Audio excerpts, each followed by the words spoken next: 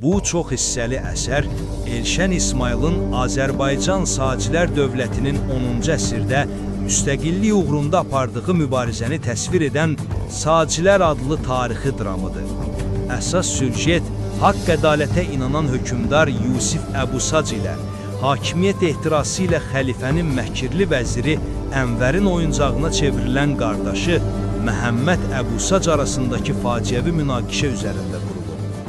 Dramda Yusifin Sacilər dövlətini xarici təsirlərdən, o cümlədən Şirvanşahlar, Kaxetiya, Gürcüstan və Bizansın hilələrindən qorumaq cəhdləri önə çıxarılır. Nəhayət, iki qardaş arasında baş verən həlledici döyüşdə Məhəmməd son anda peşman olur və qardaşını xain bir oxdan xilas edərkən ölür.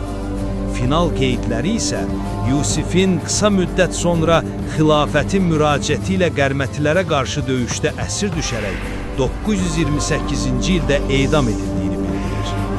Eyni zamanda əsərdə Sacilərin igid döyüşçüsü Tuğay ilə dağlarda yaşayan şaman qız Umay arasındakı münasibət ilk baxışdan yaranan güclü sevgi və romantikanın, iki fərqli həyat tərzinin və vəzifə borcunun toqquşduğu bir dramatik xətt üzərində qurulur.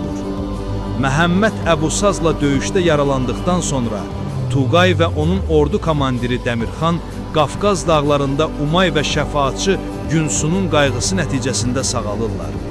Tuğay sevgisi ilə vətən borcu arasında qalsa da sonda qərarını verir və o Dəmirxana bildirir ki, Umay gəlmək istəmədiyi üçün o da Umayı atmaq istəmir. Tuğayın qərarı bu olur. O, Umay ilə dağlarda qalır və dövlətinə xidmət etməyin yeni bir yolunu tapır. Onlar Dərbəndə gedərək ordu toplayacaq və Sacilərin şimaldakı gizli qüvvələri olaraq çalışacaqlarına söz verirlər.